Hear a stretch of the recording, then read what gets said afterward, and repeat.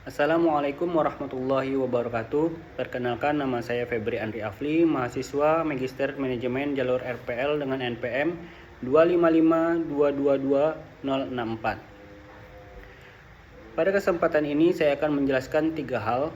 Pertama, faktor-faktor risiko SDM yang mempengaruhi kinerja pegawai. Kedua, solusi untuk mengatasi risiko tersebut beserta teori yang mendukung.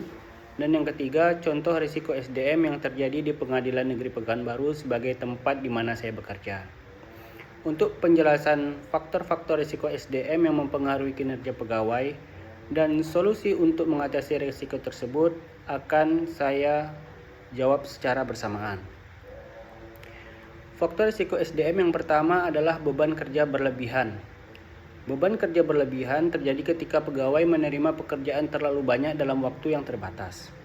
Kondisi ini dapat menyebabkan kelelahan fisik dan mental sehingga kinerja pegawai menjadi menurun. Contohnya dalam organisasi publik dapat dilihat di Rumah Sakit Umum Daerah atau RSUD. Dokter dan perawat sering menghadapi jumlah pasien yang sangat banyak, terutama saat kondisi darurat dan musim penyakit tertentu. Dengan jumlah tenaga medis yang terbatas, mereka tetap harus memberikan pelayanan cepat dan tepat karena pekerjaan yang mereka lakukan itu menyangkut keselamatan manusia. Sedangkan pada organisasi bisnis, contohnya dapat dilihat pada perusahaan ekspedisi seperti JNT Express.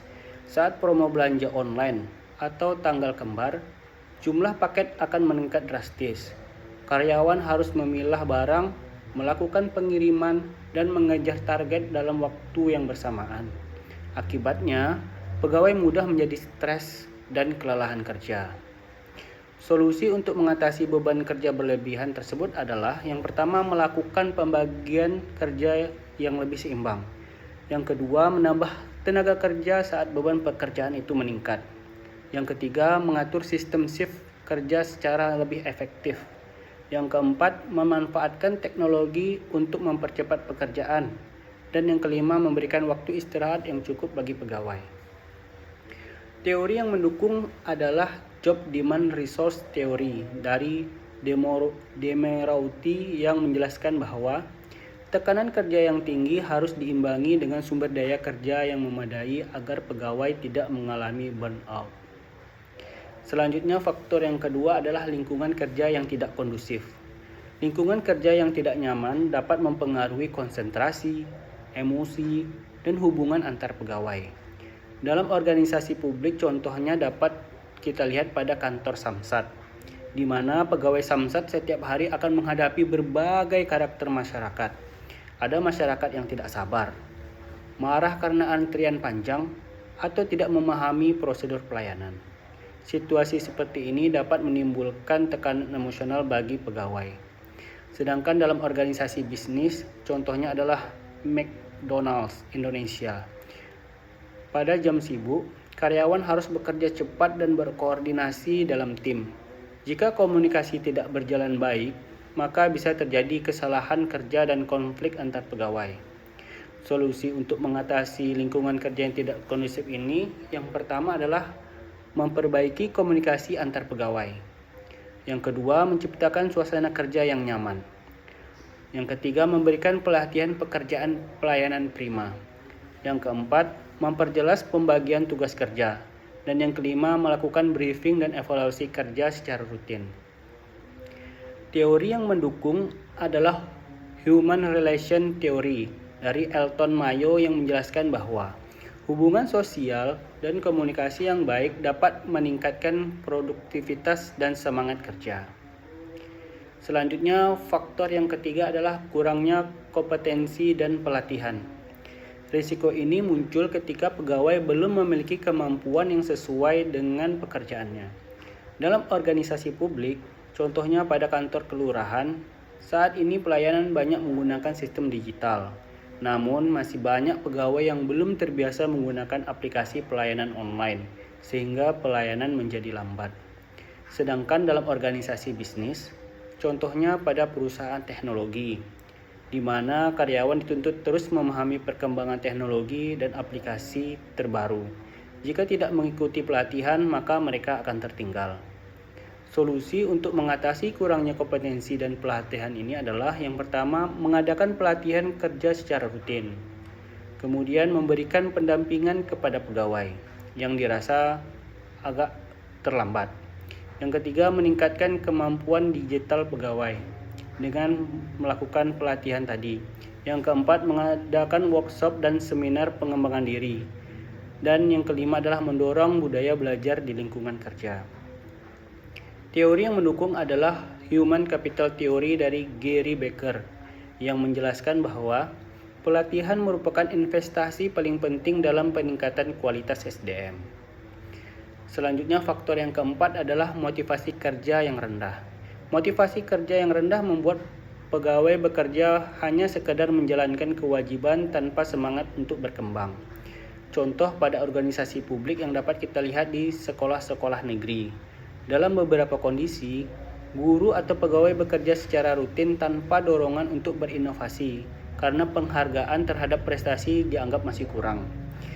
Sedangkan dalam organisasi bisnis, contohnya adalah Indomaret. Karyawan sering menghadapi target penjualan yang tinggi. Jika tekanan kerja tidak diimbangi dengan penghargaan yang sesuai, maka motivasi kerja akan menurun. Solusi untuk meningkatkan motivasi kerja ini yang pertama adalah memberikan penghargaan kepada pegawai yang berprestasi, memberikan bonus dan insentif kerja, menyediakan kesempatan pengembangan karir, memberikan apresiasi atas hasil kerja pegawai, dan menciptakan lingkungan kerja yang suportif. Teori yang mendukung dari solusi ini adalah teori dua faktor Herzberg yang menjelaskan bahwa penghargaan dan pengakuan dapat meningkatkan motivasi kerja seseorang. Dan faktor yang kelima adalah turnover dan absensi yang tinggi. Turnover berarti seringnya pegawai keluar masuk organisasi, sedangkan absensi berkaitan dengan rendahnya disiplin kerja. Dalam organisasi publik, contohnya misalnya kita ambil kantor camat, permasalahan yang sering muncul adalah keterlambatan atau kurang disiplin dalam kehadiran kerja, sehingga pelayanan kepada masyarakat menjadi lambat. Sedangkan dalam organisasi bisnis, contohnya pada perusahaan garmen atau manufaktur, tingkat turnover karyawan cukup tinggi karena tekanan kerja dan target produksi yang besar. Solusi untuk mengatasi turnover dan absensi tinggi ini adalah yang pertama, memperkuat pengawasan disiplin kerja. Yang kedua, menggunakan absensi digital. Yang ketiga, memberikan reward dan punishment yang secara adil, meningkatkan kesejahteraan pegawai, dan memberikan kesempatan karir yang jelas.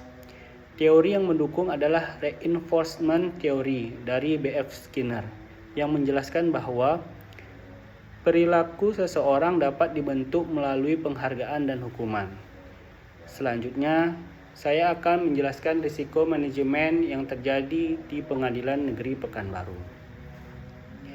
Sebagai lembaga pelayanan publik, Pengadilan Negeri Pekanbaru dituntut memberikan pelayanan yang profesional, cepat, adil, dan transparan. Namun dalam pelaksanaannya terdapat beberapa risiko SDM yang mempengaruhi kinerja organisasi. Risiko yang pertama adalah beban kerja yang tinggi. Jumlah perkara yang masuk cukup banyak sementara jumlah pegawai terbatas. Contohnya pada panitera pengganti dan staf kepanitraan yang harus menangani persidangan, administrasi perkara, hingga penginputan data ke sistem elektronik dalam waktu yang bersamaan. Solusi untuk mengatasi risiko ini adalah yang pertama, melakukan pembagian kerja yang proporsional. Yang kedua, memaksimalkan penggunaan aplikasi pendukung persidangan. Yang keempat, melakukan evaluasi kebutuhan pegawai. Yang kelima, mengurangi penumpukan pekerjaan pada suatu bagian. Dan yang terakhir adalah memberikan dukungan kerja dari pimpinan. Teori yang mendukung adalah Job Demand Resource Theory dari Demirowty. Kemudian risiko yang kedua adalah tekanan psikologis dan stres kerja. Pegawai PTSP sering menghadapi masyarakat dengan berbagai karakter, mulai dari yang tidak sabar hingga yang marah karena proses pelayanan yang dianggap lambat. Solusi yang untuk mengatasi masalah risiko ini adalah yang pertama, memberikan pelatihan pelayanan prima. Yang kedua, memberikan pelatihan pengendalian emosi. Yang ketiga, menciptakan lingkungan kerja yang nyaman. Yang keempat, memperkuat komunikasi antar pimpinan dan pegawai. Dan yang terakhir, memberikan dukungan psikologis kepada pegawai. Teori yang mendukung dari solusi ini adalah Emotional Intelligence Theory dari Daniel Goleman. Kemudian risiko yang ketiga adalah kurangnya kompetensi teknologi. Saat ini, sistem peradilan sudah menggunakan teknologi digital seperti e-court, e-litigasi, dan e-berpadu. Namun, tidak semua pegawai memiliki kemampuan teknologi yang sama. Solusi untuk mengatasi risiko ini adalah mengadakan pelatihan teknologi secara berkala, memberikan pendampingan penggunaan aplikasi, meningkatkan kemampuan digital pegawai, mendorong budaya belajar di lingkungan kerja, melakukan evaluasi kemampuan kerja secara rutin. Teori yang mendukung adalah Human Capital Theory dari Gary Becker. Selanjutnya, risiko yang keempat adalah menurunnya motivasi kerja. Pekerjaan administrasi yang rutin dapat menyebabkan kejenuhan kerja jika tidak diimbangi oleh penghargaan dan pengembangan karir. Solusi untuk meningkatkan motivasi kerja itu yang pertama adalah memberikan apresiasi kepada pegawai yang berprestasi, memberikan kesempatan mengikuti pelatihan di luar jam kerja, menciptakan lingkungan kerja yang suportif, memberikan kesempatan promosi jabatan, dan meningkatkan komunikasi antar pimpinan dan pegawai. Teori yang mendukung adalah teori 2 faktor Herzberg. Dan risiko yang terakhir adalah disiplin kerja dan absensi pegawai. Jika pegawai tidak disiplin, maka pelayanan kepada masyarakat akan menjadi terhambat. Solusi untuk mengatasi risiko ini adalah yang pertama, memperkuat pengawasan disiplin kerja, menggunakan absensi elektronik, dan memberikan reward dan punishment secara adil, serta melakukan evaluasi kedisiplinan secara rutin dan memberikan contoh disiplin dari pimpinan. Teori yang mendukung adalah reinforcement teori dari B.F. Skinner.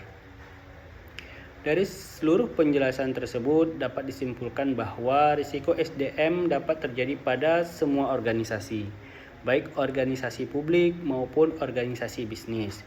Namun risiko tersebut dapat dikurangi melalui pengelolaan SDM yang baik, peningkatan kompetensi pegawai, dukungan teknologi, serta lingkungan kerja yang sehat dan profesional. Dengan pengelolaan SDM yang baik, maka kualitas pelayanan dan kinerja organisasi juga akan meningkat. Demikianlah penjelasan dari saya. Mohon maaf apabila ada kekurangan. Saya akhiri dengan ucapan wabillahi taufiq wal hidayah. Wassalamualaikum warahmatullahi wabarakatuh.